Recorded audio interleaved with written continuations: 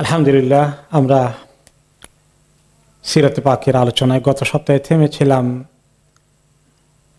মক্কা বিজয়ের পরে মদিনার আনসারী সাহাবীগণ খুব চিন্তিত হয়ে পড়েছিলেন যে রাসূলুল্লাহ সাল্লাল্লাহু আলাইহি ওয়াসাল্লাম মদিনা ছেড়ে এখন মক্কায় আবার সেটেল হয়ে যান কিনা। তো নবী করিম সাল্লাল্লাহু আলাইহি ওয়াসাল্লাম ওনাদেরকে আশ্বস্ত করেছেন তিনি কখনো এই কাজ করবেন না। এই কাহিনী শেষ হয়েছিল গত সপ্তাহে। আজকে শুরু হওয়ার কথা। আজকে অনেক গুরুত্বপূর্ণ ঘটনা আছে, আজকে মিস করলে কেউ আফসোস করবেন। সেটা হচ্ছে আবু সুফিয়ানের স্ত্রী হিন্দ ইসলাম গ্রহণ করার একটা কাহিনী মারাত্মক, সেটা সাংঘাতিক একটি ঘটনা সিরাতে পাকে, সেটা আজকে এখানে আসবে ইনশাল্লাহ। তার আগে হচ্ছে আজকে শুরু হচ্ছে যেখান থেকে মক্কায় ইতিমধ্যে কিছু লোক লিডার কিসেমের আবু সুফিয়ান সহ ছিটে ফাটা ইসলাম কবুল করেছেন, কিন্তু গণহারে ব্যাপকভাবে গণবাইয়াতের অনুষ্ঠান হয়নি। মক্কার শত শত হাজার হাজার পাবলিক যারা আছে তাদের ইসলাম কবুলের ঘটনাটা আজকে আসছে, শুরু হচ্ছে এখান থেকে। যখন শেষ হয়ে গেল, নবী করিম সাল্লাল্লাহু আলাইহি সাল্লাম মক্কা বিজয়ের কাজ, উনি আল্লাহর ঘরে গেলেন, সেখানে কয়েক রাকাত নামাজ পড়েছিলেন, বের হয়ে আসছিলেন, সাহাবীদেরকে লক্ষ্য করে কিছু কথা বলেছিলেন। তারপরে জোহর আজান হলো এবং তিনি জামাতে নামাজ পড়লেন। তারপরে তিনি বসলেন। মক্কাবাসীরা সবাই ইন্তজার করছে, গণহারে তারা বায়াত করবে, এখন সবাই ইসলামে দাখিল হবে। তিনি বসেছিলেন কোথায়? কোন কোন রেওয়ায়েতে এসে তিনি সাফা পাহাড়ের উপরে বসেছিলেন। আর মক্কার লোকেরা চতুর্দিকে বেশি উঁচু, নিচু একটা এরিয়াতে, সেই এরিয়াটা কোনটা? মিসফালা এরিয়া। এটা কিছু নিচু। আর মিসফালা আসফাল থেকে, আসফাল মানে নিচু। তো চতুর্দিকে এখন তো পাহাড় অনেক কেটে ফেলেছে, চতুর্দিকে এভাবে পাহাড় উঁচু ছিল, মাঝখানে নিচু জায়গায় মক্কা এই ঘর, কাবা ঘর, তার ওই সমতল ভূমির সঙ্গে মিলে কিছুটা মেসফালার দিক থেকে ওই জায়গাটা বরাবর একটু খোলা ছিল আর কি। তো ওই দিক থেকে লোকেরা বেশি করে আসছিল, পাহাড় ডিঙ্গিয়ে না এসে ওই রাস্তা দিয়ে আসছিল। তো সাফা যেহেতু ওটার কাছাকাছি, এখন একটু দূরে মনে হয় আর কি, তখনকার জন্য এটাই কাছে ছিল। তো সাফা পাহাড়ের পাদদেশে তিনি বসেছিলেন। কোন কোন রেওয়ায়েতে আসছে যে তিনি মিসফালার শৃঙ্গের উপরে বসেছেন। মিসফালার শৃঙ্গ মানে সাফার পরে ওই নিচু ঢালু শুরু হয়ে যায়, তো এরপরে একটু পরে মেসফালা আরম্ভ হয়ে যায়। সেই হিসাবে কথা একটাই, দুই রেয়াতে ভিন্ন রকম আসলেও তিনি সেখানে বসলেন। আর ওমর ইবনুল খাত্তাব রাদিয়াল্লাহু আনহু ওনার সামনে আসেন, বা তিনি লোকদেরকে শৃঙ্খলা করে, ডিসিপ্লিন করে, অর্গানাইজ করে তিনি গণহারে নিয়ে আসতেছেন বায়াত করানোর জন্যে। এবং রাসূলুল্লাহ সাল্লাল্লাহু আলাইহি সাল্লাম তাদের হাতে ধরে ধরে বায়াত করাচ্ছেন।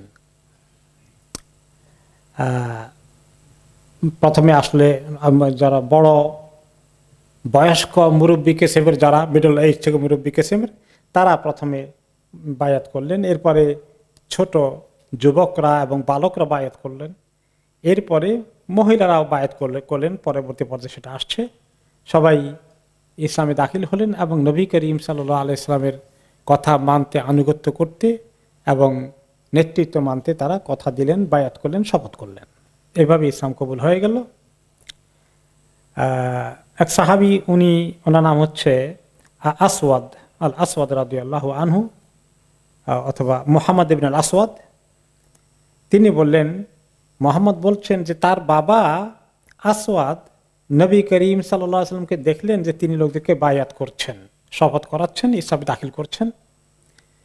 তো তিনি তখন বসেছিলেন কারণে মাসফালার শেষ প্রান্তে, এদিক থেকে হারামের কাছে।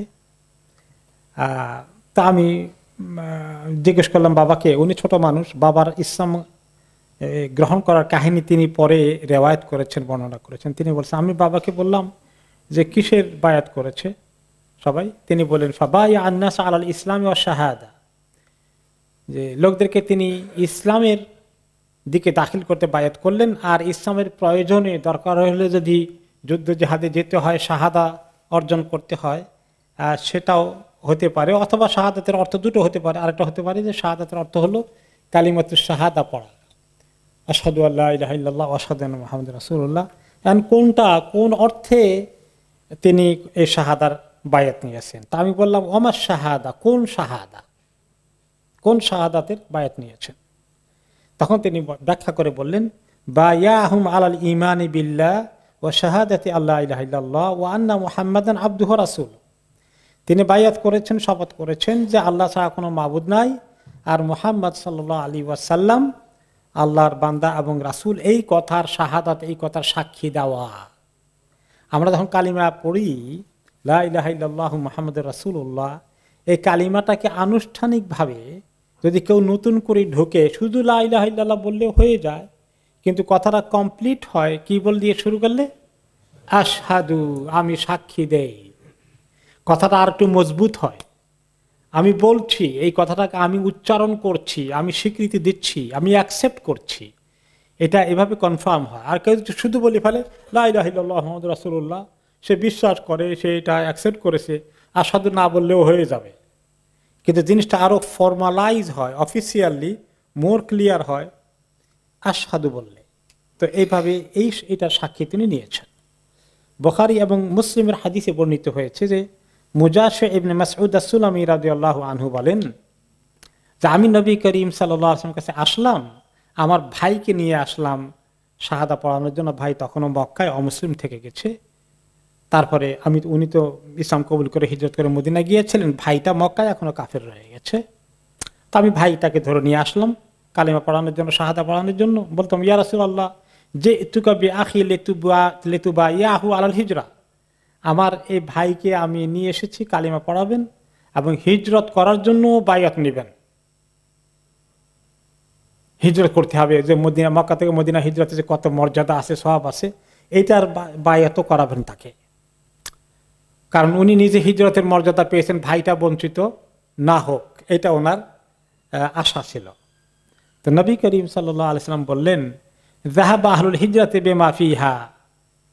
তা আমি নবী করিম সাল্লাল্লাহু আলাইহি ওয়াসাল্লাম বললেন হিজরতের যারা করে ফেলেছিল তারা এটা পুরো অংশ নিয়ে সব নিয়ে শেষ করে ফেলছে। তার মানে কি? আর হিজরত নাই এখন আর মক্কা থেকে মদিনায়, কারণ মক্কা তো চলে আসছে ইসলামে।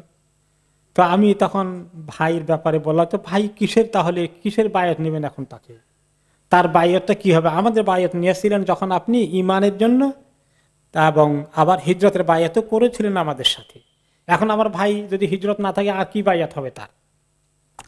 তখন তিনি বললেন তার জন্য বায়াত করব উবাইয়ুহু আলাল ইসলামি ওয়াল ঈমানি ওয়াল জিহাদ, ঈমান আনা, ইসলামকে কবুল করা এবং জিহাদের যদি ডাক আসে সেই ডাকে সাড়া দেওয়া, এগুলোর জন্য বায়াত নেব। এখন আরেকটি ঘটনা আসছে এই লাইনে, সেটা হচ্ছে ইয়ালা ইবনে উমাইয়া। তিনি বলেন যে ওনার বাবা তো ছিল উমাইয়া, আমি আমার নবী করিম সাল্লাল্লাহু আলাইহি ওয়াসাল্লাম কাছে নিয়ে আসলাম আমার পিতা উমাইয়াকে ফতেহ মক্কার দিন। ফাকুলতু ইয়া রাসূলুল্লাহ বা'i আবি আলাল হিজরা। আর উনি একই রিকোয়েস্ট করলেন যে আমার বাবাকে কালিমা পড়াইয়ে হিজরতের বায়াত নিয়ে নেবেন, শপথ করে নেবেন। তখনও উনি জানতে পারেন নাই যে এখন আর হিজরত হবে না। তো রাসূলুল্লাহ সাল্লাল্লাহু আলাইহি ওয়াসাল্লাম বলেন বাল উবাইয়াহু আলাল জিহাদি ফাকাদ ইনকাতাআতিল হিজরা। ঈমান কবুল করার পরে এখন দরকার হলে জিহাদের শপথ নেব, কিন্তু হিজরতের কাণ্ড শেষ হয়ে গেছে, কেটে গেছে, স্টপ হয়ে গেছে। মক্কা থেকে মদিনা হিজরত আর নাই। আরেকটি হাদিসে আয়েশা রাদিয়াল্লাহু তাআলা আনহা বলেন যে রাসূলুল্লাহ সাল্লাল্লাহু আলাইহি ওয়াসাল্লাম বলেছিলেন লা হিজরাতা বাদাল ফাতহি, মক্কার বিজয় হওয়ার পরে আর কোনো হিজরত মক্কা থেকে মদিনার দিকে হবে না। অথবা কোন রিওয়ায়াত আছে বাদাল ইয়াউম, আজকের পর থেকে আর মক্কা থেকে মদিনায় হিজরত নেই। ইন্নামা কানা আন-নাসু ইয়াফিরুনা বিদীনিহিম ইলাল্লাহি ওয়া রাসূলিহি মিন আন ইফতানু। হিজরত মক্কা থেকে মদিনায় এজন্য করতে হয়েছিল যে মক্কাবাসীরা যারা মুসলিম ছিল মক্কাতে, তাদেরকে তারা ইসলামের কাজগুলো, আমলগুলো করতে, ইসলামের উপরে টিকে থাকার জন্য তারা সুযোগ দেয়নি। তাদেরকে তারা অত্যাচার করেছে, নির্যাতন করেছে, যার ফলে তাদেরকে বাধ্য হতে হয়েছে পালিয়ে যেতে মক্কা থেকে মদিনায়। এটা তো একটা কারণ ছিল, সেই জন্য তখন হিজরতের এত গুরুত্ব ছিল। ওয়াকাদ আফশাল্লাহুল ইসলাম, এখন আল্লাহ তাআলা ইসলামকে প্রচার করে দিয়েছেন, মক্কায় ঢুকিয়ে দিয়েছেন, মক্কার রন্ধ্রে রন্ধ্রে ইসলাম ঢুকে যাচ্ছে। ফাহাইথু শাআ আল আবদু আবাদা রাব্বাহু, এখন মক্কা এবং আরব দেশে কোনো জায়গায় যেখানে চায় সেখানেই আল্লাহর তাদের রবের ইবাদত করতে পারে, আর কোনো বাধা নেই। বিধায় এখন আর হিজরতের এই বিধান থাকলো না মক্কা থেকে মদিনার দিকে। তারপরে আরেকটি হাদিসে বুখারী মুসলিমে আছে, আব্দুল্লাহ ইবনে আব্বাস রাদিয়াল্লাহু আনহুমা একই লাইনে বর্ণনা করেছেন যে রাসূলুল্লাহ সাল্লাল্লাহু আলাইহি ওয়াসাল্লাম ফাতহে মক্কার দিন বলেছিলেন, ফাতহে মক্কার পরে লা হিজরাতা বাদাল ফাতহি, মক্কার বিজয়ের পরে আর হিজরত নাই মক্কা থেকে মদিনায়। ওয়ালাকিন জিহাদুন নিয়া, কিন্তু জিহাদ আছে। আর কোন সময় যদি পরিস্থিতি কোনো কারণে খারাপ হয় তাহলে নিয়ত থাকলো যে হিজরত করব দরকার হলে তখন। ওয়াইদাস্তুনফিরতে, এবং জিহাদ যদি না থাকে তাহলে জিহাদের নিয়ত থাকবে প্রয়োজন বোধে, এদূর থাকলেই চলবে। ওয়াইদাস্তুনফিরতুম ফানফিরু, আর যদি কখনো আল্লাহর দিনের জন্য সাড়া দেওয়ার ডাক আসে, যুদ্ধ জিহাদে অংশগ্রহণ করতে হয়, তাহলে তোমরা সে ডাকে সাড়া দিও। এখন এই হাদিসগুলো সামনে রেখে সহিহ বুখারীর যিনি সবচেয়ে বড় গুরুত্বপূর্ণ ব্যাখ্যা করেছেন, বিশ্লেষণ করেছেন, শারহ করেছেন, তিনি হচ্ছেন আমিরুল মুহাদ্দিসিন, যাকে বলা হয় মুহাদ্দিসদের আমির, আমিরুল মুহাদ্দিসিন ইবনে হাজার আল আসকালানী রাহমাতুল্লাহ আলাইহি। ফাথুল বারীতে তিনি হাদিসগুলো সামনে রেখে বিশ্লেষণ করেছেন, আমাদের জন্য কনক্লুশন করেছেন কিভাবে, যে এই সমস্ত হাদিসগুলো আসারগুলো আমাদের কাছে প্রমাণ করে যে মক্কা থেকে মদিনার যে হিজরতটা ছিল সেটা সবচেয়ে মোকাম্মাল হিজরত ছিল, শরফের দিক থেকে, মর্যাদার দিক থেকে, গুরুত্বের দিক থেকে অপরিসীম ছিল। সেটা মক্কা বিজয়ের পরে স্টপ হয়ে যায়, কারণ লোকেরা আল্লাহর দ্বীনের দিকে দাখিল হয়েছে, আফওয়াজা, দলে দলে দাখিল হয়েছে। মক্কা পুরো ইসলামের কেন্দ্র হয়ে গেছে বা ইসলামের ভিতরে ঢুকে গিয়েছে, এবং ইসলামের শক্তি, ইসলামের স্তম্ভগুলো পরিপূর্ণভাবে কায়েম হয়ে গেছে মক্কা মদিনার জমিনে। ফালাম তাবকা হিজরা, তখন আর হিজরতের কোনো সুযোগ বাকি থাকলো না। তবে কখনো যদি এমন হয় কোনো দেশে কোনো সময় পরিস্থিতি এত খারাপ হয়, মুসলমানদেরকে নিয়ে দিন নিয়ে বসবাস করা কোনো সুযোগ থাকে না, তাদেরকে অত্যাচার করা হচ্ছে, টর্চার করা হচ্ছে, তাদেরকে নির্যাতন করা হচ্ছে, যেমনটি কোথায় হয়েছে, ওই যে মায়ানমার, হ্যাঁ মায়ানমার, তারপর চায়নার মুসলমানদেরকে যেভাবে হচ্ছে, তো তাদের জন্য যখন এরকম জমিনটা অতিষ্ঠ হয়ে যায়, নিরাপত্তা থাকে না, জানমালের কোনো ইবাদতের, কোনো মসজিদের কোনো অস্তিত্ব থাকে না, তখন তাদের জন্য ফরজ হয়ে যায় মুসলিম দেশে হিজরত করা। আর মুসলিম দেশের জন্য ফরজ হয়ে যায় তাদেরকে আশ্রয় দেওয়া, ওয়েলকাম করা, তাদের দায়িত্ব গ্রহণ করা। তো বাংলাদেশের দায়িত্ব নিয়েছে কি মাথার উপর বোঝা চাপিয়ে নিয়েছে নাকি? কোন কোন সাংবাদিকরা শুধু এগুলো নিয়েই লেখে যে এক বোঝা আমাদের মাথায় এসে পড়েছে। লা হাওলা ওয়ালা কুওয়াতা ইল্লা বিল্লাহ। আমাদের মুসলমানদের, বাংলাদেশের মুসলমানদের ফরজ দায়িত্ব, যতক্ষণ না সেখানে নিরাপত্তার ব্যবস্থা করা হয়েছে। তারপরে হ্যাঁ, তাদের বাড়ি ঘর, জায়গা জমিন এগুলো উদ্ধার করার জন্য আমাদের সরকারের দায়িত্ব আছে, সারা বিশ্বকে হাতে নিয়ে কিভাবে তাদেরকে সেখানে তাদের জায়গায় আবার ফেরত নেওয়া যায় তার চেষ্টা করবে। কিন্তু যদি সেখানে পরিস্থিতি এমন খারাপ হয় যে গেলেই তাদেরকে আবার সেই একই অত্যাচার করবে, সেখানে জোর করে বের করে দেওয়া, ঠেলে দেওয়ার কোনো রাইট আছে না। তাহলে এরকম পরিস্থিতি যখন কোথায় হয়ে যায় তখন আবার হিজরত থাকবে, এটা ঠিক, কিন্তু আপাতত মক্কা বিজয়ের পরে মক্কা থেকে মদিনা যাওয়ার হিজরত বন্ধ হয়ে গেছে। কিন্তু হিজরতের এই রাস্তা খোলা থাকবে, খোলা হতে পারে কখনো কোনো এলাকায় যখন এরকম অত্যাচার হবে, সেটার মধ্যে তারা সোয়াব পাবে, যখন তাদের বাড়িঘর ছেড়ে দিন ঈমান নিয়ে অন্য দেশে আশ্রয় নিতে হয়, এটাও তাদের এক ধরনের হিজরত হয়ে যাবে। কাজেই এই আমাদের আরাকানের মুসলমানদের আমাদের দেশে আসার হিজরত একটা ইবাদত হয়ে গেছে, তাদের জন্য এখানে সান্ত্বনা আছে। কিন্তু যদিও এটা উচিত যে মুসলিম সরকারগুলো এগিয়ে আসবে তাদের অধিকারকে পুনঃস্থাপন করার জন্য, জাতিসংঘের মাধ্যমে যেভাবে হোক তাদের কাজ করা উচিত। তবে কেউ যদি এই হিজরত করে তারা সব কিছু পাবে, কিন্তু তারা মক্কা থেকে মদিনায় যে মুহাজিরা হিজরত করেছিলেন ওই লেভেলে কি পৌঁছবেন কোনোদিন? তাদের মর্যাদা আলাদা, কিছু হিজরতে সব পাওয়া যাবে কিন্তু ওনাদের মতো পাবেন না, কারণ আল্লাহ তাআলা নিজে কোরআনে পাকে ফয়সালা করে দিয়েছেন তাদের মর্যাদা অপরিসীম, তাদের মর্যাদা কেউ টাচ করতে পারবে না। সূরা আল হাদীদের 10 নম্বর আয়াতে আল্লাহ তাআলা বলেছেন এই কথাটা, বাদা আউযু বিল্লাহি মিনাশ শাইতানির রাজীম লা ইয়াস্তাবি মিনকুম মান আনফাকা মিন ক্বাবলিল ফাতহি ওয়া ক্বাতাল, তোমাদের মধ্যে যারা যুদ্ধে মক্কা বিজয়ের আগে যারা জান মাল খরচ করেছে, যুদ্ধ জিহাদ লড়াই করেছে, তাদের সঙ্গে আর তোমাদের পরে যারা মত ফাতে মক্কার পরে যারা ইসলামে প্রবেশ করেছে দলে দলে, তারা কোনোদিন তাদের বরাবর হতে পারে না, হবে না, কোনোদিন হবে না। উলাইকা আ'যামু দারাজাতাম মিনাল্লাযীনা আনফাকু মিন বা'দু ওয়া ক্বাতালু, এই মক্কা বিজয়ের আগে যারা ঈমান এনেছেন, হিজরত করেছেন এবং যুদ্ধ জিহাদে অংশগ্রহণ করেছেন, তাদের দারাজাত, তাদের মর্যাদা, শান, সওয়াব আল্লাহর কাছে অনেক বেশি, তারা যে জানমাল খরচ করেছিল এবং আল্লাহর পথে লড়াই করেছিল। তবে এর পরেও যারা জানমাল খরচ করেছে, আল্লাহর পথে লড়াই করেছে, মক্কা বিজয়ের পরে অনেকেই যোগ দিয়েছে ফাতে মক্কার পরে, তারাও যদি পরবর্তী পর্যায়ে এই কাজ করে, আল্লাহর রাস্তায় জানমাল নিয়ে লড়াই করে, তাদেরকে আল্লাহ তাআলা অবশ্যই মর্যাদা দিবেন, শহীদ হয়ে গেলে শাহাদাত দিবেন, আর গাজী হয়ে গেলে তার সওয়াব দিবেন, এদের দেবেন, কিন্তু বরাবর হবে না। ওয়াকুল্লা ওয়াদাল্লাহুল হুসনা ওয়াল্লাহু বিমা তা'মালুনা খাবীর, সবাইকেই এরকম যারা ঈমান আনে, হিজরত করে, প্রয়োজন বোধে যদি কোনো পরিস্থিতি সৃষ্টি হয় অথবা আল্লাহর রাস্তায় জানমাল খরচ করে, সংগ্রাম করে, লড়াই করে, তাদের সবাইকেই আল্লাহর পক্ষ থেকে সুন্দর প্রতিদানের ওয়াদা আছে, সুন্দর জাযার ওয়াদা আছে আখিরাতে, সবারই আছে, কিন্তু তারতম্য হবে। আর তোমরা যা কিছু করো সেই ব্যাপারে আল্লাহ তাআলা খবর রাখেন। পুরুষদের এভাবে বায়াত হয়ে গেল, যুবকদের বায়াত হয়ে গেল, এরপরে বাকি আসলে এবার মহিলাদের পালা। তিনি একসঙ্গে করেননি, পুরুষদেরকে আলাদা করেছেন, মহিলাদেরকে আলাদা করেছেন। তাহলে ইসলামের মধ্যে সেগ্রেগেশন, নারী পুরুষের এই গাদাগাদি একসঙ্গে সংমিশ্রণ, এটা কোনো ইসলামী ফর্মুলা নাকি? ইদানিং কিছু ইসলামী প্রোগ্রাম হয়, নারী পুরুষ সব এক মজলিসে আছে, মাশাআল্লাহ। এইরকম ইসলামের ফর্মুলা আল্লাহ নবী আমাদেরকে দেন নাই, ঠিক আছে না?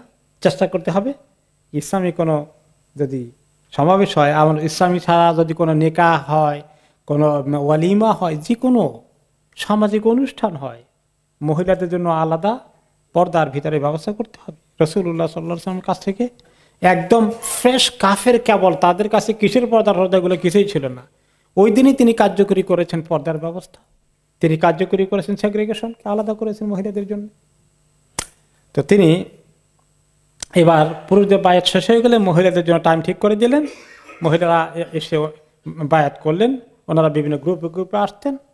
তো এক গ্রুপ যখন প্রথমের দিকে আসলো, সেই গ্রুপের মধ্যে একজন মহিলা আছেন হিন্দ ইবনে উতবাহ, হিন্দ বিনতে উতবাহ। হিন্দ বিনতে উতবাকে আবু সুফিয়ানের স্ত্রী, কিন্তু মহিলা এসেছেন কানাত মুতানাক্কিবাতান মুতানাক্কিরাতান, তিনি নিজেকে পরিচয় গোপন করে একদম নেকাব করে এসেছেন। তখন তো কেবল ইসলাম ঢুকছেন, এত নেকাব কি আর করেন নাকি? তার আগে তো এত পর্দাই করেননি, এখন নেকাব পরে চলে আসছেন। নেকাব পরার উদ্দেশ্য হচ্ছে নিজের পরিচয়কে ঢেকে রাখার জন্য, কারণ তার পরিচয় যদি ফাঁস হয়ে যায় তাহলে কি হবে? রাসূলুল্লাহ সাল্লাল্লাহু আলাইহি সাল্লাম কি জানি হামজার কলিজা যে ব্যক্তি কাটার ব্যবস্থা করেছে, হামজা রাদিয়াল্লাহু আনহু শান, নবী করিম সাল্লাল্লাহু আলাইহি সাল্লাম হু হু করে কেঁদেছেন। ওনাকে দেখে এমন তিনি আওয়াজ করেছেন, কারো মৃত্যুতে তিনি এমন করেননি। এত কষ্ট ওনার হয়েছে প্রিয়তম চাচাকে হারিয়ে। এই শোক এই মহিলা জানে যে আমি তার জন্য দায়ী, তো তার নিজস্ব প্ল্যানে এটা কার্যকরী হয়েছে, কাজে সে নিজের পরিচয় গোপন করে রেখে সব ওই আদার মহিলার সঙ্গে গড়ে বায়াত করল। তারপরে মহিলারা তখন কাছাকাছি আসলো, তো নবী করিম সাল্লাল্লাহু আলাইহি ওয়াসাল্লাম এক একটি কথা বলে বলে মহিলাদের বায়াতের শব্দগুলো বাড়িয়েছেন, আরো কিছু শর্ত অ্যাড করেছেন, যেগুলো পুরুষদের ক্ষেত্রে কম ছিল, মহিলাদের জন্য একটু বাড়িয়েছেন, কারণ তাদের জন্য একটু বেশি দরকার আছে, কিছু কিছু জিনিস তারা বেশি ত্রুটি করে বিধায়। তিনি প্রথম বললেন, তুবাইয়ানানি আলা আল্লা তুশরিকা বিল্লাহি শাইআ, তোমরা আমার বায়াতের সঙ্গে বায়াত করবে এই বিষয়ে যে আল্লাহ তাআলার সঙ্গে ইবাদতে কোনো শিরক করবে না, পুরো তাওহীদের বায়াত করবে। তো তো এভাবে ভেঙ্গে ভেঙ্গে তিনি ডিটেলস বায়াত করতেছেন, আরো দু একটা কথা আসবে। তো হিন্দ যে মহিলা, সে তো অনেক বড় তেজস্বী মহিলা এবং তার অনেক সাহসী। মনে আছে তো, আবু সুফিয়ানের দাঁড়ি ধরছে, কয় যে মোহাম্মদের সঙ্গে কম্প্রোমাইজ করে আসে, তারে তোমরা এখনই সাইজ করে দাও, বাকিদেরকে বলতেছে। কেমন বীর মহিলা, তেজস্বী মহিলা। তো সে এখন বলে যে এতক্ষণ যা পুরুষদেরকে বায়াত করলেন, ওখানে তো সিম্পল বায়াত করছেন, আমাদেরকে এত একেবারে এই বায়াত তো ওনাদেরকে করার নাই, কারোর সঙ্গে আল্লাহর সঙ্গে কাউকে শরীক করবেন না, আমাদেরকে এটা করাচ্ছেন যে পরিচয় না দিয়ে কথা বলতেছে শুধু। নবী করিম সাল্লাল্লাহু আলাইহি সাল্লাম শুনলেন। তারপরে মহিলা বললেন যে এমন বিশ্লেষণ বিশেষ করে আমাদের জন্য করে নিচ্ছেন যেটা পুরুষদের জন্য করেন নাই। ঠিক, তবে আমরা বায়াত করে ফেলবো, বায়াত করবো না, এরকম চ্যালেঞ্জও মহিলা যায় নাই, কিন্তু প্রশ্ন করলো যে আমাদেরকে একটু ডিটেলস করাচ্ছেন দেখি। তারপরে দ্বিতীয় সেন্টেন্স তিনি বললেন, আরো কথা আছে, ওয়ালা তাসরিক না, তোমরা চুরি করবে না কেউ, এটারও বায়াত করতে হবে। তো তাহলে বায়াতটা লম্বা হচ্ছে শর্তগুলো। তো হিন্দ অ্যাগেইন কথা বলছিল মহিলা, ওয়াল্লাহি ইন কুনতু লা উসিবু মিন মালি আবি সুফিয়ান আলহানা ওয়ালহানা ওয়া মা আদরি আকানা যালিকা হিলনান লি আমলা। তো হিন্দ বলছে, আমি তো কোনো কোনো সময় টাইম টু টাইম আবু সুফিয়ানের পকেট থেকে কিছু টাকা পয়সা নিয়ে গেছি ঈমান আনার আগে, জাহিলি জামানায়। এটা কি আমার জন্য হালাল হয়েছিল? এটার কি উপায় হবে তাহলে? মহিলা সিরিয়াস, মানে সে যে এনিথিং শি ডাজ সিরিয়াসলি। সে আগে কুফরি করেছে সিরিয়াসলি, এখন ইমানে আসবে সে বুঝে শুনে সিরিয়াসলি নিয়েছে, হালকা কোনো ইমান না তার। তা আবু সুফিয়ান পাশে আসেন, উনি তো এখনো লিডার তাদের বলতে গেলে ছিলেন, কাজেই নবী করিম সাল্লাল্লাহু আলাইহি ওয়াসাল্লাম পাশে থাকার ব্যবস্থা করছেন আশেপাশে। সে মক্কার বড় লিডার, সবাই আসতেছে, কোনো সুবিধা না হইলে। আর আবু সুফিয়ান লোকেরা আসলে একটু ভরসা পাবে যে আমাদের লিডার তো পাশে আছে, আশা করি মোহাম্মদ আমাদেরকে শাস্তি দিবেন না, এরকম। যাই হোক, আবু সুফিয়ান আসেন। তা আবু সুফিয়ান উপস্থিত থেকে হিন্দের কথা শুনে বললেন, আম্মা মা আসাবতি ফি মামাদা ফাআনতি মিনহু ফি হেল। আরে তুমি যা নিয়েছিলা অতীতে আমার পকেট থেকে না জানাইয়া আমাকে, যাও সব মাফ করে দিলাম, সব হালাল হয়ে গেছে, আমি আর কোনো দাবি রাখলাম না। এতক্ষণে নবী করিম সাল্লাল্লাহু আলাইহি ওয়াসাল্লাম এবার চিনলেন। তিনি বললেন, ওয়া ইন্নাকা লা হিন্দ বিনত উতবা। আচ্ছা, তুমি কি উতবার মেয়ে হিন্দ নাকি? তুমি আবু সুফিয়ানের বিবি? আচ্ছা, ক্বালাত নাম, হ্যাঁ আমি। তারপরে মহিলা আবার অ্যাড করতেছে যে হ্যাঁ আমি এই হিন্দ বিনত উতবা। ফাআফু আম্মা সালাফা আফাল্লাহু আনকা। আগে যা কিছু হয়ে গেছে সব মাফ করে দিন, আল্লাহ আপনাকে মাফ করে দিবেন। আরে বাবা, মহিলার কথা দেখছেন? নবী করিম সাল্লাল্লাহু আলাইহি ওয়াসাল্লাম বলছে আমার কিছু উল্টো পাল্টা হয়ে গেছে সব মাফ করে দেন, তাহলে আল্লাহ আপনাকে মাফ করে দিবেন। সাংঘাতিক লেডি না? ফাকাল রাসূলুল্লাহ সাল্লাল্লাহু আলাইহি ওয়াসাল্লাম, তিনি আর কথা বাড়ালেন না। এরপরে তিনি আরেকটি শর্ত আনলেন মহিলাদের বায়াতের ক্ষেত্রে, ওয়ালা তাজনিন, তোমরা এই বায়াত করবে, তোমরা কেউ জেনা ব্যভিচারে লিপ্ত হবে না, কেউ জেনা ব্যভিচারে লিপ্ত হবে না, এই কাজে যাবে না, এই অপকর্মে কেউ করবে না। তখন আবার হিন্দ আবার একটা কথা বলে বসলো, ইয়া রাসূলুল্লাহ হাল তাজনিল হররা। ইয়া রাসূলুল্লাহ, কি বললেন? কোন মুক্ত স্বাধীন মহিলাও কি জেনা ব্যভিচার করে? তা আরবের কোরাইশ বংশের লোকদের একটা বৈশিষ্ট্য ছিল, সম্ভ্রান্ত বংশের লোকেরা তারা এইভাবে জেনা ব্যভিচারে লিপ্ত হতো না। কিছু লোক কোয়ালিটির লোকেরা এগুলো করতো, কৃত দাসী মাসি আছে এগুলো এই জাতীয়। তো সেটা আশ্চর্য হয়ে গেছে, আমরা বায়াত করতেছি, আমরা তো ওই পরিবারের লোকজন না, এরকম কেউ করে নাকি কোনোদিন সে চিন্তাই করতে পারেনি। তাহলে বোঝা গেল মানে আকীদা, বিশ্বাস, ইমানের ভিতরে কুফরি শিরক সব ছিল, কিন্তু তাদের মোরাল ক্যারেক্টারে কিছু ভালো গুণও ছিল, যে এগুলাকে তারা এত ঘৃণা করত, কোনো মুক্ত স্বাধীন মহিলা এই অপকর্ম করতে পারে না। নবী করিম সাল্লাল্লাহু আলাইহি ওয়াসাল্লাম তার কথার কোনো জবাব না দিয়ে পরে শর্ত নিয়ে আসলেন, আরেকটা কন্ডিশন বাইয়াতের সঙ্গে, ওয়ালা তাকতুলনা আওলাদাকুন, যে তোমাদের সন্তানদেরকে তোমরা কখনো হত্যা করবে না। আরব লোকেরা কিভাবে সন্তান হত্যা করত? মেয়ে হয়ে গেলে জীবন্ত, কবর দিত, এবং এটা অনেক অনেক বড় গর্বের বিষয় ছিল। কন্যা সন্তানকে অ্যালাউ করে নেই বাঁচতে, বাপের বেটা সাংঘাতিক বীর যোদ্ধার কাজ করেছে, অনেক বড় হাই স্ট্যাটাস হয়ে যেত। এত অপকর্ম, এটা আবার আরেক খারাপ জিনিস ছিল, মারাত্মক। এটা তোমরা কেউ করবে না। কোন কোন মহিলারাও, ছেলে বেশি চায়, মেয়ে হইলে খালি মন কারা, খালি পুরুষরা করে না, মহিলারাও করে। এই নারী জাতিকে এইভাবে অত্যাচার করা হয়েছে জাহিলি সমাজে, এখনো আছে। জাহিলিয়াত আছে কিনা? এখনো আছে। তো এখন এই তিনি যখন বললেন রাসূলুল্লাহ সাল্লাল্লাহু আলাইহি ওয়াসাল্লাম যে তোমাদের সন্তানকে তোমরা হত্যা করবে না, এখন হিন্দ এই মহিলা কি বলে শুনছেন? এক মারাত্মক কথা বলছে। বলে কাদ রাব্বাইনাহুম সিগারান ওয়া কাতালতাহুম ইয়াওমা বাদরিন কিবারান ফাআনতা ওয়া হুম আ'লামু। বলে আমরা তো এই ছোট বাচ্চাদেরকে কত কষ্ট করে মানুষ করেছি, বড় হওয়ার পরে বদর যুদ্ধে গিয়েছিল, আপনি তো সেগুলোকে সবগুলোকে কতল করে দিয়েছেন। আমাদের সন্তানগুলোকে এত কষ্ট করে লালন পালন করছি, কিছু তো আপনার বদরে গিয়ে আপনার হাতেই, আপনার বাহিনীর হাতে মারা পড়লো। যে মারা পড়লো তারাই জানে ভালো, আর আপনি জানেন, আল্লাহ ভালো জানেন কি কাজটা হয়ে গেল। মহিলা কথা বলতে ছাড়লো না। মহিলার এই সাহসিকতার কথা শুনে এই পরিবেশে ওমর রাদিয়াল্লাহু আনহু পাশে আছেন, উনি পর্যন্ত হেসে উঠলেন। আরে বাবা রে বাবা, কি কথা বলেছে মহিলা, আশ্চর্য হয়ে গেলেন। আর রাসূলুল্লাহ সাল্লাল্লাহু আলাইহি ওয়াসাল্লাম নিজেও মুচকি হেসে দিলেন। আরে বাবা, মহিলা তো সাংঘাতিক, তার কথা দেখছো। ফাতাবাসসামা রাসূলুল্লাহ সাল্লাল্লাহু আলাইহি ওয়াসাল্লাম ফাকাল ওয়ালা তা'তিনা বিবুহতানিন তাফতারিনাহু বাইনা আইদিকুন্না ওয়া আরজুলিকুন। তিনি এবার আরেকটি কন্ডিশন আনলেন বায়াতের মধ্যে, শপথের মধ্যে, যে তোমরা তোমাদের সামনে পিছনে, কারো সামনে পিছনে অন্যায়ভাবে কোনো মহিলাকে অন্যায় কাজের তহমত দিও না।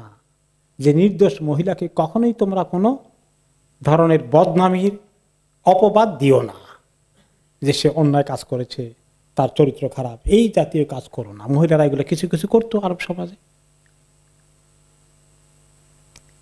তো মহিলা আবার, হিন্দ আবার কথা বলছেন এই প্রসঙ্গে, তারপর মন্তব্য করছেন, কমেন্ট করছেন। ফাকালাত হিন্দ আল্লাহি ইন্না ইতিয়ানাল বুহতানা লাকাবিহ। তুই বলে যে না, এই জাতীয় বহতান, কাউকে তহমত দেওয়া তো অবশ্যই বড় খারাপ জিনিস। তিনি কনফার্ম করছেন অবশ্যই বড় খারাপ জিনিস। ওয়া ইন্নাকা মা তা'মুরুনা ইল্লা রুশদা ওয়া মাকারিমাল আখলাক। এবারে মহিলা খুব সুন্দর একটা কমেন্ট করছেন যে এইরকম বহতান, অপবাদ দেওয়া, অন্যায় কাজের, কারো চরিত্রের মধ্যে কিছু কলঙ্ক লেপন করা, এটা অবশ্যই খুব খারাপ জিনিস। তবে মনে হচ্ছে যে আপনি আমাদেরকে যা বলছেন সব ভালো কথা বলছেন, দেখি ভালো উপদেশ দিচ্ছেন, সুন্দর চরিত্র গঠন করার জন্য অনেক ভালো ভালো কথা বলছেন। এখন মহিলা পজিটিভলি কমেন্ট করছেন। এরপরে রাসূলুল্লাহ সাল্লাল্লাহু আলাইহি ওয়াসাল্লাম আরেকটি অ্যাড করলেন, ওয়ালা তাসিনানি ফি মারুফিন। তোমরা কখনো, আমি যে কোনো অর্ডার দেই, নবী হিসাবে হুকুম দেই আল্লাহর পক্ষ থেকে, শরীয়তের নির্দেশ, কখনো তোমরা এই অন্যায় ন্যায় কাজের কথা যখনই বলি, ভালো কাজের কথা, কখনো তার বিরুদ্ধে যেও না। আমার কথাগুলোকে তোমরা মনোযোগ দিয়ে আমল করবে, এই কথাও তিনি বললেন। ফাকালাত হিন্দুন। এই বাবা এবারও তার কমেন্ট আছে। সব মহিলা চুপচাপ, কিন্তু হিন্দু লিডার পর্যায়ের মানুষ সাংঘাতিক, সে কমেন্ট করছেই প্রত্যেক সেন্টেন্সের পরে। এবারে কমেন্ট হচ্ছে তার, মা জালাসনা হাদাল মাজলিস ওয়া নাহনু নুরিদু আন নাসিকা ফি মারুফ। আমরা এই যে মজলিসে আপনার সঙ্গে এখানে বসছি, আসছি, বায়াত নিতে আসছি, ভালো কথায় আপনার নাফরমানি করব, এরকম মানসিকতা থাকলে কি আসতাম এই বৈঠকে? সেটা কবুল করেই তো আসছি অলরেডি। তারপরে নবী করিম সাল্লাল্লাহু আলাইহি ওয়াসাল্লাম সবাইকে বায়াত করালেন। বায়াত করার পর তিনি বায়াত মুখোমুখি করেছেন, সাহাবীদেরকে হাত ধরে বায়াত করেছেন না, মহিলাদেরকে মুখে বায়াত করালেন, শুধু হাত ধরলেন না কারো। বায়াত শেষ হয়ে গেলে এখন হিন্দ বলছেন, ইয়া রাসূলুল্লাহ নুসাফিহুকা, ইয়া রাসূলুল্লাহ আপনার হাতটা একটু মুসাফা করি আমরা। তো এটা তো জাহিলি জামানায় কোনো আইব ছিল না, নর্মাল প্র্যাকটিস ছিল, যেটা এখন এই সমস্ত দেশে আছে, তাই না? হ্যান্ডশেক তাদের নর্মাল, নারী না পুরুষ কোনো ব্যাপার নাই। নবী করিম সাল্লাল্লাহু আলাইহি ওয়াসাল্লাম বললেন, ইন্নী লা উসাফিহুন নিসা, আমি মহিলাদের, আমার গায়রে মাহরাম কোনো মহিলার হাত স্পর্শ করি না, তাদের হাত টাচ করে কোনো বায়াত নেই না। ইন্নামা কওলি লি ইমরাআতিন কওলি লি মিআতি ইমরাআহ, একজন একজন করে বায়াত আমার করাইতেও হবে না, আর হাত ধরে ধরে বা মুসাফা করে অথবা হাতের শপথ নিয়ে আমার সঙ্গে কথা রিপিট করে একজনও হতে পারে, সেটা 100 জনও বলতে পারে, সবার বায়াত হয়ে যাবে কথা বলার মাধ্যমেই। অতঃপর বায়াত অনুষ্ঠান শেষ হয়ে গেল। এবার হিন্দ তার বাড়িতে আসলেন। যখন ফেরত বাড়িতে এসে তার অত্যন্ত সম্মানের যে মূর্তিটা ছিল, ইবাদত করতো সারাদিন, এটাকে ভাঙতে ভাঙতে চুরমার করে ফেললেন। তারপরে বললেন, কুন্না মিনকা ফি গুরুর, তুমি আমাদেরকে কত ধোকায় যে ফেলে দিয়েছিলা, তুমি আমাদেরকে বিপদ আপদ উদ্ধার করে, কত ইবাদত তোমার করলাম, সব ধোকা। আর এটাকে পিটিয়ে একদম চুরমার করে দিল। তাহলে বোঝা গেছে মহিলা সিরিয়াসলি ইসলামকে গ্রহণ করেছে। এরপরে পরবর্তী পর্যায়ে মহিলা আবার আসলেন রাসূলুল্লাহ সাল্লাল্লাহু আলাইহি ওয়াসাল্লামের কাছে আরেকটি বিষয়কে খোলাসা করতে। তার কিছু প্রশ্ন রয়ে গেছে। এসে বললেন খুব সুন্দর করে আদব এসে, ইয়া রাসূলুল্লাহ, পৃথিবীতে এমন কোনো ঘর নাই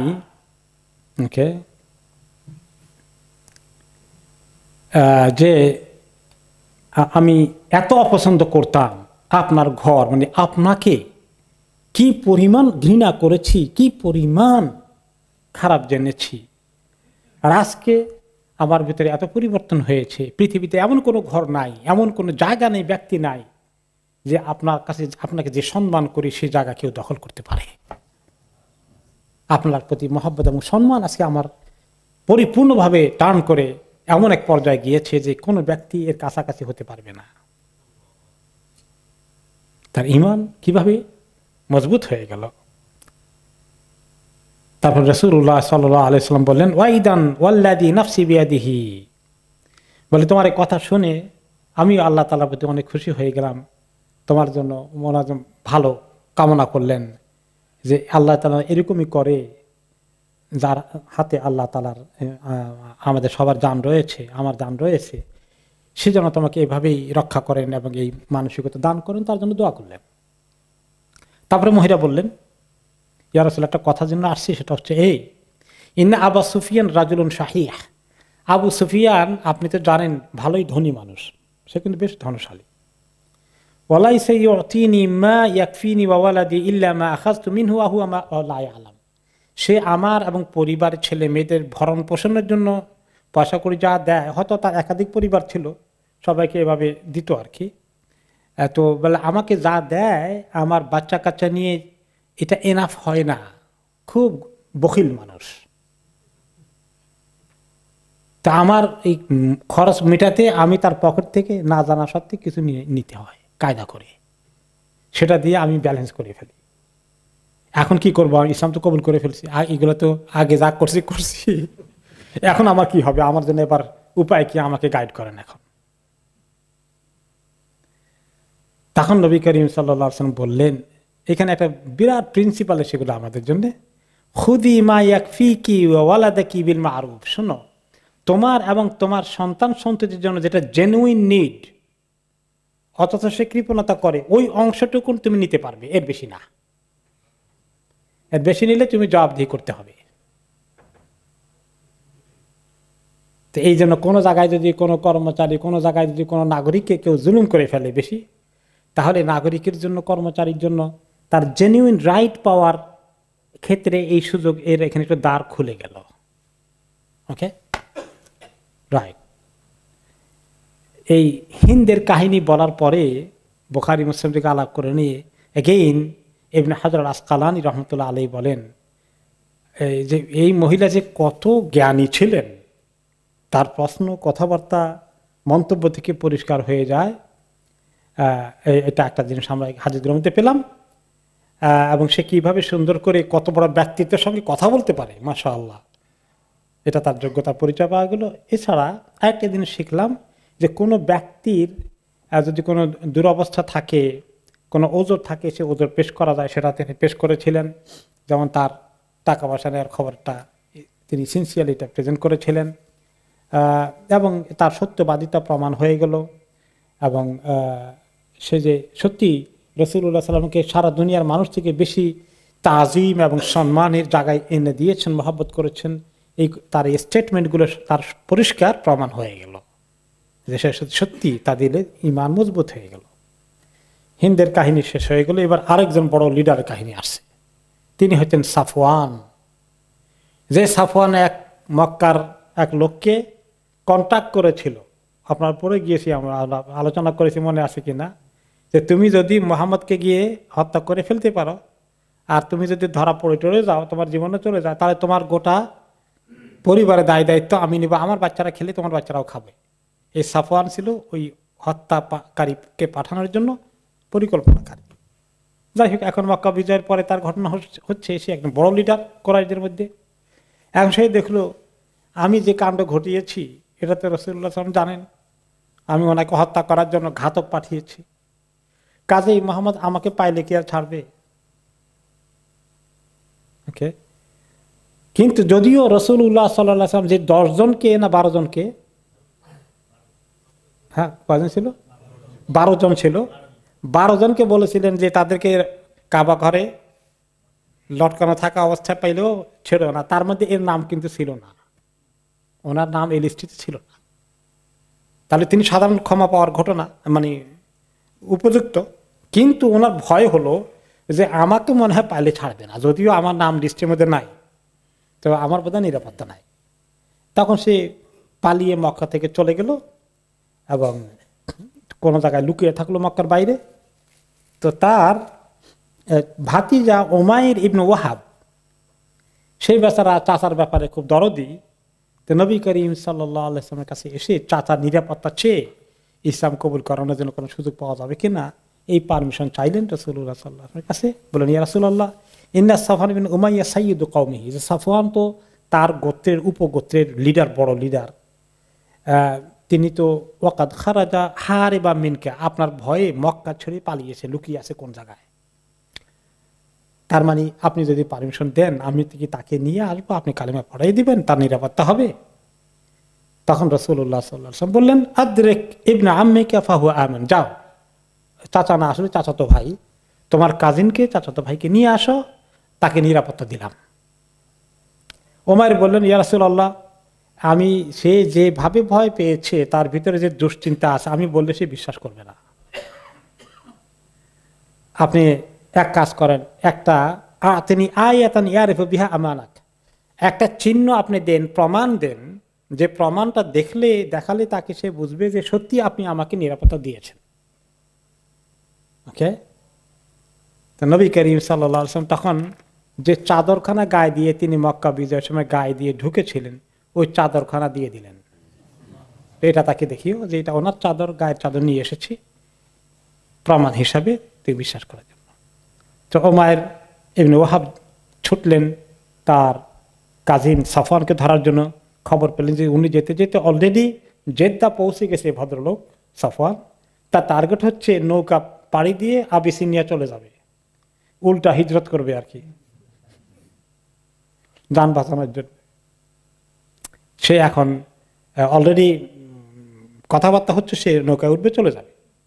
সাফওয়ান বললে, তাকে বুঝালেন, ইয়া ফিদাকা আবি আম্মি, আমার মা বাবা তোমার জন্য উৎসর্গকৃত হোক, আল্লাহ আল্লাহ ফি নাফসিকা আন তুহলিকা, তুমি তোমার নিজেকে আর ধ্বংস করো না, তোমাকে আর হালাক করো না, অনেক করেছো। ফাহাদা আমানুন মিন রাসূলিল্লাহি সাল্লাল্লাহু আলাইহি ওয়াসাল্লাম ক্বাদ জিতুকা বি, আমার কথা বিশ্বাস করো, আমি রাসূলুল্লাহ সাল্লাল্লাহু আলাইহি ওয়াসাল্লাম থেকে তোমার জন্য নিরাপত্তার গ্যারান্টি নিয়ে এসেছি, তুমি এসে কালেমা পড়ো, ইসলাম কবুল করো, আর ধ্বংসের দিকে যেও না। সাফওয়ান বলতেছে, ওয়াই হাক উগরুব আন্নি ফালা তুকাল্লিমনি, তুমি ধ্বংস হয়ে যাও, তুমি যাও এখান থেকে, আমার সাথে কোনো কথাই বলো না, খবরদার, এই জাতীয় কোনো কথাই আমার সঙ্গে তুমি বলতে পারবা না, গেট লস্ট। উমাইর বলেন, আই সাফওয়ান ফিদাক আবি আম্মি, শোনো, আমার আব্বা আমার কসম দিয়ে, বা কসম না এটাকে বলে তারা সম্মানের দৃষ্টিতে কথা গুরুত্ব বোঝানো যায়, আমার আব্বা মা তোমার জন্য উৎসর্গীকৃত হোক, যে তুকা মিন ইনদা আফদালিন নাস, তুমি শোনো, আমি অত্যন্ত সবচেয়ে ভালো মানুষের কাছ থেকে তোমার কাছে এসেছি, যিনি সবচেয়ে ভালো মানুষ তার কাছ থেকে এসেছি, তার তিনি যে কত ভালো মানুষ আমি তাকে কাছ থেকে দেখেছি। ও আবার না, যিনি কথা বললে কথাটাকে তিনি ঠিক রাখেন এমন লোকের কাছ থেকে এসেছি তোমার কাছে নিরাপত্তা নিয়ে। ও আহলামিন নাস, তিনি হচ্ছেন সবচেয়ে বড়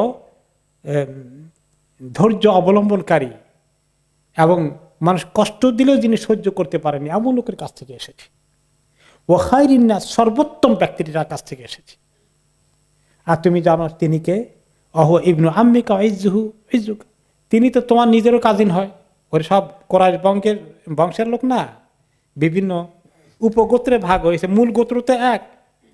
সে তোমার কাজিন হয়, তুমি তাকে চিনার কথা আমার মতেই ভালো থেকে ছোটকাল থেকে। ইজ্জুহু ইজ্জাকা ইজ্জুকা, সে এখন তার সম্মান তো এখন তোমার সম্মানের কারণ হয়ে যাবে। ওয়াশারাফু শারাফুকা, তার মর্যাদা তোমার মর্যাদার কারণ হয়ে যাবে।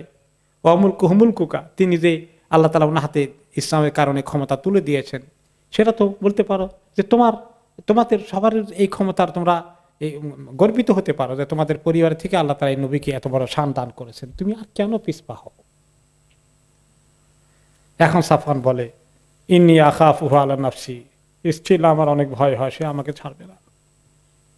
আমার আশঙ্কা হয় যে আমাকে পেলে হাতের কাছে অ্যাকশন নিয়ে ফেলবে। হুমায়র বললেন, শোনো, ও আহলাম আকরাম, তুমি যা চিন্তা করছো এর চেয়ে অনেক বেশি ধৈর্য ক্ষমতা আল্লাহ ওনাকে দিয়েছেন, সহ্য করার ক্ষমতা দিয়েছেন এবং অনেক সম্মানের আসন ওনাকে বসিয়েছেন। তো বুঝি এটি যে মোটামুটি, এবং নবী করিম সাল্লাল্লাহু আলাইহি ওয়াসাল্লামের এই চাদর দেখালেন, দেখো এই চাদর আমাকে দিয়েছেন, তুমি বিশ্বাস যাতে করো, চলো তুমি এই চাদরটা গায়ে দিয়েই মক্কায় ঢুকো। চাদরটা গায়ে দিয়ে শেষ পর্যন্ত নরম হলো, সে এখন মক্কায় ঢুকছে। নবী করিম সাল্লাল্লাহু আলাইহি ওয়াসাল্লামের কাছে সামনের দিকে চলে গেলেন দেখা করার জন্য। ওয়ানাদাহু আলা রুউসিন নাস, এবং ঢোকার ওনার কাছাকাছি গিয়েই সে চিৎকার করে বলতেছে, সাফওয়ান, ইয়া মুহাম্মদ, ইন্না হাযা উমাইর ইবনে ওয়াহাব জাআনি বিরিদাইকা ওয়া জামা আন্নাকা কাদ আমানতানি। সে এখনো মানে তার আশঙ্কা কাটেনি। এ মুহাম্মদ, এই যে উমাইর আমার সঙ্গে যে এসেছে, সে আপনার চাদর নিয়ে এসেছে এবং সে আমাকে বলেছে আপনি নাকি আমাকে নিরাপত্তা দিয়েছেন। মনে করিয়ে দিচ্ছে কি জানি, সবার সামনে বলতেছে, তাহলে তো রাসূলুল্লাহ সাল্লাল্লাহু আলাইহি ওয়াসাল্লাম উল্টাপাল্টা কিছু করে লজ্জা পেয়ে যাবেন। সে তো নিজের তালে চিন্তা করে, ওনার সামনে তার সে পৌঁছতে পারলো না, ওনাকে এখনো চিনতে পারলো না আর কি। তো নবী করিম সাল্লাল্লাহু আলাইহি ওয়াসাল্লাম বললেন, সাদাকা, ও ঠিকই বলেছে উমাইর। এনজেল আবা ওয়াহাব, ওয়াহাবের বাবা নামে নেবার আপনি নামেন, এত দুশ্চিন্তা করেন না। ওনাকে সান্ত্বনা দিয়ে নামালেন। ওই তখন উটের উপরে বসে বসে এগুলো বলতেছে, নামতেও সাহস করতেছে না আর কি সে। তা এখন সে বলতেছে, লা ওয়াল্লাহি লা আনজিলু হাত্তা তুবাইয়িনা লি ওয়া জাআলনি ফীহি বিল খিয়ারি শাহরাইন, বলে যে আমি যে নামবো, নেমে যে বায়াত করব, আমি তা করব না। এখন তুমি আমাকে পরিষ্কার করে খোলাসা করো জিনিসটা কি, কিসের বায়াত করাবা, আর আমাকে তুমি 2 মাসের সময় দাও, আমি বুঝে শুনে কিছু একটা করব, আমাকে তুমি এই মুহূর্তে চাপাচাপি করো না। রাসূলুল্লাহ সাল্লাল্লাহু আলাইহি ওয়াসাল্লাম বললেন, বল আনতা বিল খিয়ারি আরবাতা আশহুর, বলে যে তোমাকে আমি শুধু 2 মাস না 4 মাসের দেব, যাও 4 মাসের সময় দেব তোমাকে। লাআল্লাহ ইয়াহদিকা, আশা করছি আল্লাহ তোমার হেদায়েত দিবেন। ওনার কথা তো দোয়া হয়ে গেছে, আলহামদুলিল্লাহ। অতঃপর এইবারে সে নামলো উঠ থেকে, নেমে মোটামুটি কিন্তু কালিমা পড়ে নাই, তবে রাসূলুল্লাহ সাল্লাল্লাহু আলাইহি ওয়াসাল্লামকে বিশ্বাস আশ্বস্ত হয়েছে এবং ওনার সঙ্গে যাওয়া আসা দেখা সাক্ষাৎ উঠা বসা করছে, ভেরি ক্লোজ হয়ে গেছে। এমনকি মক্কা বিজয়ের কিছুদিন পরেই তায়েফের যুদ্ধ হবে, সে যুদ্ধে সে অংশগ্রহণ করেছে ইসলাম কবুল না করেই। রাসূলুল্লাহ সাল্লাল্লাহু আলাইহি ওয়াসাল্লাম অ্যালাউ করেছেন, কই চলো ওকে, এখন ইসলাম ফরমালি কবুল করে নাই আবু তালেবের মতো। এখন সে রাসূলুল্লাহ সাল্লাল্লাহু আলাইহি ওয়াসাল্লামের ব্যাপারে সিনসিয়ার হয়ে গেছে। মক্কা তায়েফের যুদ্ধের অনেক পরে গিয়ে ইসলাম কবুল করছে, জেনুইনলি ইসলাম কবুল করেছে। এরপরে এক লোক আসলে বায়াত নিতে, সে একটু লেট করে ফেলছে, কোত্থেকে একটু হয়তো অন্য এক কবিলা থেকে দৌড়ে আসছে বায়াত করার জন্য রাসূলুল্লাহ সাল্লাল্লাহু আলাইহি ওয়াসাল্লামের কাছে। ওনার সামনে দাঁড়িয়েছে। এখন রাসূলুল্লাহ সাল্লাল্লাহু আলাইহি ওয়াসাল্লামের কাছে এসে হাত ধরে বায়াত করাবেন, তো সে এমন কাঁপতা শুরু হয়ে গেছে, সে মানে মারাত্মক ভীত সন্ত্রস্ত হয়ে গেছে। এমন রাসূলুল্লাহ সাল্লাল্লাহু আলাইহি ওয়াসাল্লামকে জীবনে দেখেননি, হয়তো প্রথম দেখছি। ওনার শান, ওনার মাহাবা, ওনার ব্যক্তিত্ব তার কাছে এমন মনে হয়েছে, সে কাঁপা শুরু করে দিয়েছে। রাসূলুল্লাহ সাল্লাল্লাহু আলাইহি ওয়াসাল্লাম বলেন, হাউ ইন আলাইকা, আই টেক ইট ইজি, তুমি শান্ত হও, তুমি এত টেনশনে আছো কেন, আর এত ভয় পাচ্ছ কেন? ফাইনি লাস্তু বিমালিক, আমি কোনো বড় বাদশা টাদশা কিছু না, আমি সাধারণ মানুষ। ইন্নামা আনা ইবনু ইমরাআতিন কানাত তাকুলুল কাদিদা বিমাক্কা, আমি এমন একজন মহিলার সন্তান, ওনার মা আমিনার কথা বলছেন। আমরা কোনো এত বড় লোক আহামারি কিছু ছিলাম না, রাজা বাদশা তো দূরের কথা। অভাব অনটনে মাঝে মধ্যে আমার মা খাবার থাকতো না বিদায় গোস্ত শুটকি করে রাখা ঝোল পাকিয়ে কোনো রকম যান বাঁচিয়েছিলেন। গোস্ত শুটকি দিয়ে কোনো সময় আমাদের জীবন বেঁচেছে। কাজেই তুমি আমাকে এমন কিছু মনে করো না যে তোমাকে খুব ভয় পেতে হবে, খুব নার্ভাস হয়ে যাওয়া, টেনশন করতে হবে, কিচ্ছু না, রিল্যাক্স ম্যান। ওকে, তাকে সাবধানা দিয়ে বায়াত করালেন।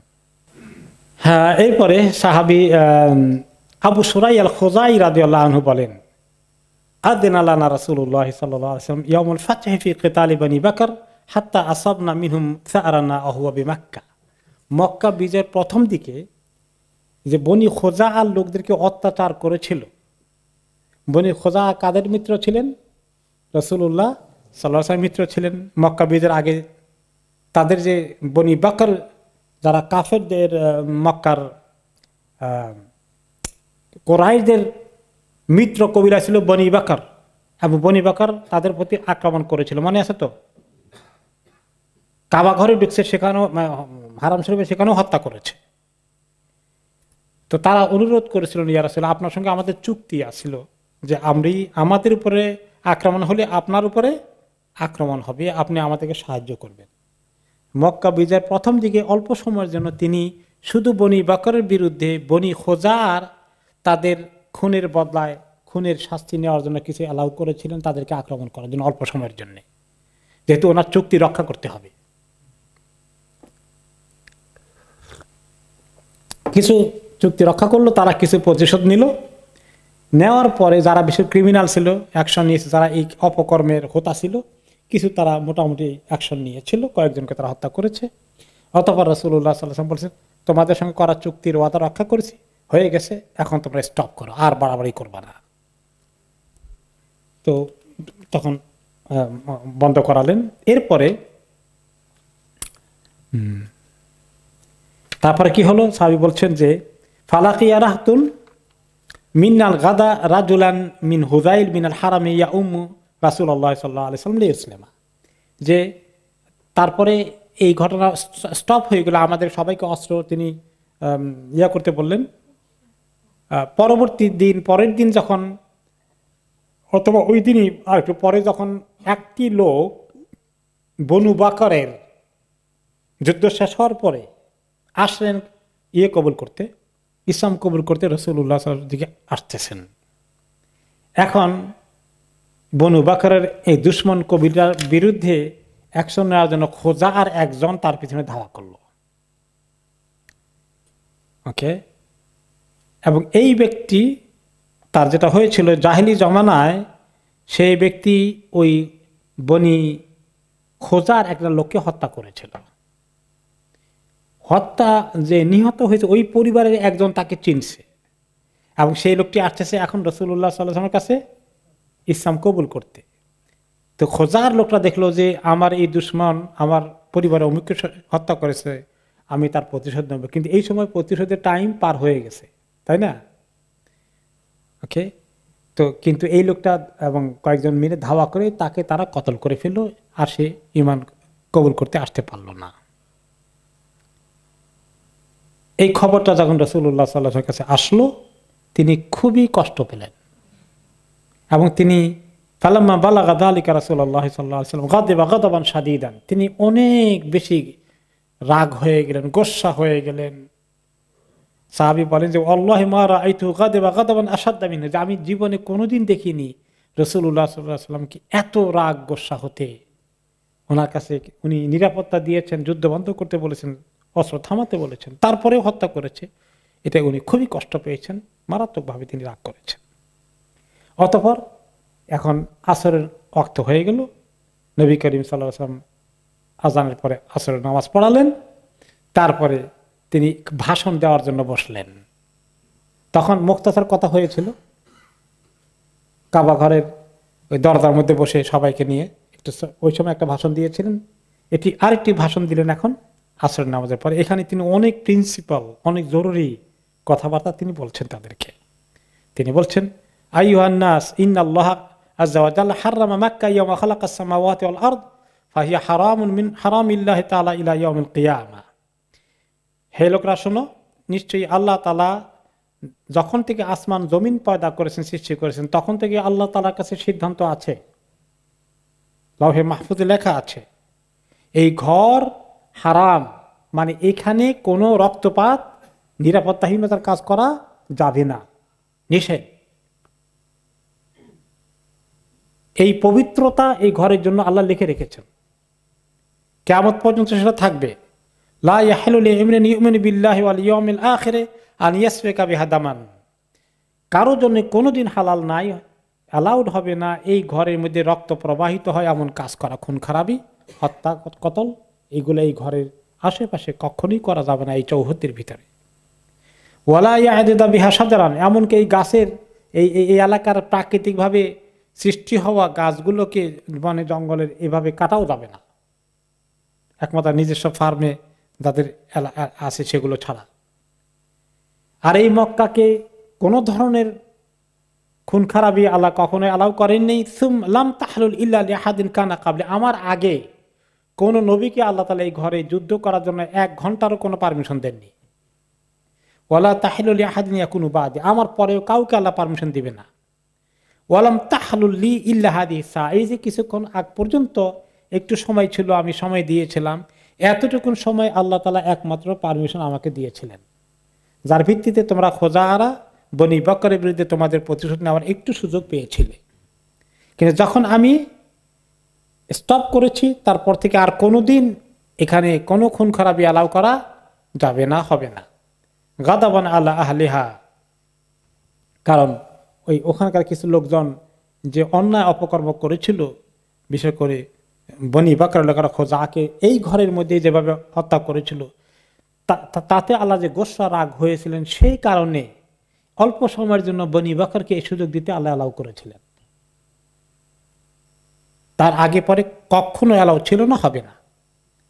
আল্লাহ সুম্মা রাজা কাদ রাজাআত কাহুরমাত হাবিল আমস, কাজেই এখন থেকে আবার গতকালকের মতোই মক্কা বিজয়ের আগ পর্যন্ত যেরকম ছিল, এখন থেকে আবার ওই জিনিস চলে আসলো, হালাল হত্যা, কোনো ধরনের খুন খারাপি টাইম পার হয়ে গেছে, এগেইন পরিপূর্ণভাবে হারাম, কেউ কারো গায়ে এখানে কোনো হাত তুলতে পারবে না। আল্লাহ ফালিওয়াল্লিগ শাহিদু মিনকুমুল গায়েব, আমি তোমাদেরকে মনে করিয়ে দিচ্ছি যে কথাগুলো এখন বলবো, তোমরা এখানে যারা উপস্থিত আছো, যারা অনুপস্থিত আছে আমার সামনে নেই, কোনোদিন পরে যাদের জন্ম হবে, যারা অথবা পরে যারা ইসলাম কবুল করবে, তোমরা তাদেরকে সবাইকে এই কথাগুলো শুনিয়ে দেবে, মক্কাবাসীদেরকে, মদিনাবাসীদেরকে, মুহাজিরদেরকে, আনসারীদেরকে, মুসলিমদেরকে, সবাইকে তিনি এই ভাষণ দিচ্ছেন। ফামান ক্বালা লাকুম ইন্না রাসূলুল্লাহি সাল্লাল্লাহু আলাইহি ওয়াসাল্লাম ক্বাদ ক্বাতালা বিহা, কোনদিন যে কেউ যদি বলে যে মক্কার এখানেও যুদ্ধ করা যাবে, খুনাখুনি রক্তপাত করা যাবে, কারণ রাসূলুল্লাহ সাল্লাল্লাহু আলাইহি ওয়াসাল্লাম নিজেও তো করছেন, এটা তো আরেকটা সুন্নাত, এটা কেউ যদি বলে বসে কোনোদিন, তার জন্য ব্যাখ্যা করে দিলাম, এই কথা বলে দিও, ফাকুলু ইন্নাল্লাহা আযজা ওয়া জাল্লা ক্বাদ আহাল্লাহা লিরাসূলিহি আল্লাম ইয়াহলুলহা লাকুম।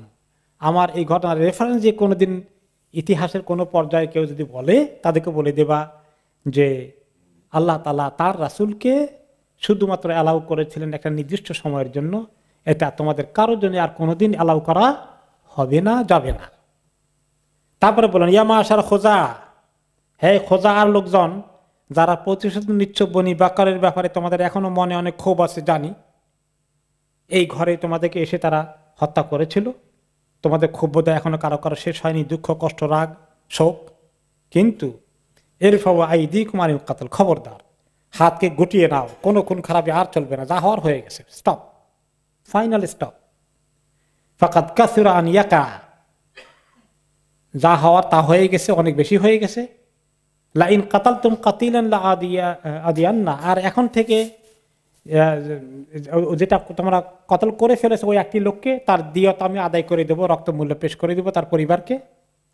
ফামান কুতিলা বাদা মাকামি হাযা ফাআহলুহু বিখাইরিন নাযরান, এখন থেকে এরপরে কোনোদিন কোনো কবিলা লোক অন্য কবিলাকে, কোনো পরিবার অন্য পরিবারকে ব্যক্তিগত শত্রুতা, পারিবারিক শত্রুতা, কবিলাগত শত্রুতা কোনো কারণে যদি এভাবে হত্যা করে ফেলে, তাহলে মনে রাখবে তার সামনে দুটো রাস্তা আছে হত্যাকারীর সামনে। একটা হলো ইনশাউ ফাদামু কাতিলহি, যাকে হত্যা করা হবে তার পরিবার যদি চায় একে মৃত্যুদণ্ড দিতে হবে, তাহলে আমি মৃত্যুদণ্ড কার্যকরী করে ফেলবো, কেসাস, হত্যার বদলে হত্যার শাস্তি দেব।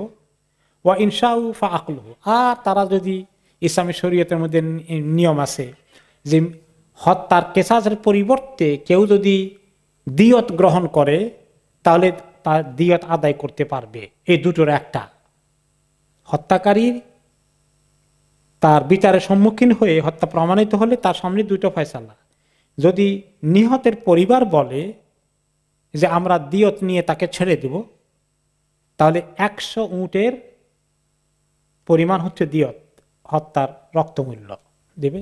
আর যদি নিহতের পরিবার বলে যে আমরা কোনো রক্তমূল্য নেব না, তাকে হত্যা করবে, কেসাসের শাস্তি কেসাস, তাহলে সেটাই কার্যকরী হবে। আমি তোমাদেরকে এই কথা স্মরণ করিয়ে দিচ্ছি। অতঃপর রাসূলুল্লাহ সাল্লাল্লাহু আলাইহি ওয়াসাল্লাম ওই লোকটি যে হোজালি লোক কতল করে ফেলেছিল বনি বাকরের খোজা পরিবারের লোক যে বনি বাকরের লোককে হত্যা করেছিল, সেটার রক্তমূল্য তিনি আদায় করে দিলেন।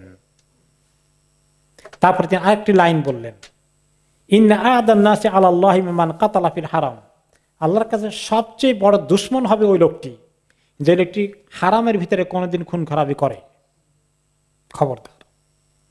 আও কাতালা গায়রা কাতিলিহি, অথবা কোনো লোক যদি আরেক জায়গায় পেয়ে গেল যে এক কবিলার লোকে এই কবিলার লোককে মেরেছিল, খুনিকে না পেয়ে বা খুনির বিচার যেন ধরে না নিয়ে এসে আরেকজনকে কতল করে দিল, যে আমাদের বংশের লোকদেরকে মারছে, আমরা তাদের বংশে একটা পেয়েছি, আমাদের গ্রামের 3টা মেরেছে, আমরা তাদের গ্রামের 5টা মারব। আমাদের এরকম মাঝে মধ্যে হয় কিনা, গ্রাম্য এগুলো ঘটে মাঝে মধ্যে, পত্রিকা খবর আসে না, 2 গ্রামে মারামারি হয়েছে, দেখছেন, এই গ্রামের একটা মারা গেছে, ওদের 2টা মারো। এগুলা জাহিলি কারবার, এগুলো ইসলামের ভিতরে কিছু নাই। যদি হত্যাকারীকে শনাক্ত করা যায় তাহলে প্রপার বিচার ব্যবস্থার মাধ্যমে সেটার অ্যাকশন নেওয়া হবে। এইভাবে একজনের বদলে আরেকজন হত্যাকারী না, আরেকজনকে ওই কবিলার, ওই বাড়ির, ওই গোষ্ঠীর, ওই গ্রামের তাকে কতল করো, এটা কি? এটা জাহিলিয়াত না? অনেক বড় জাহিলিয়াত। এটাকে তিনি নিষিদ্ধ করে দিলেন। এরপরে তিনি আরো গুরুত্বপূর্ণ অনেকগুলো জরুরি কথা বলেছেন, যেগুলো জন্য সময় লাগবে। আমরা ওনার ভাষণের এখানে স্টপ করে ফেলি, আগামী সপ্তাহে শুনবো। আল্লাহ তাআলা তৌফিক দিলে ইনশাআল্লাহ। বারাকাল্লাহু ফিকুম।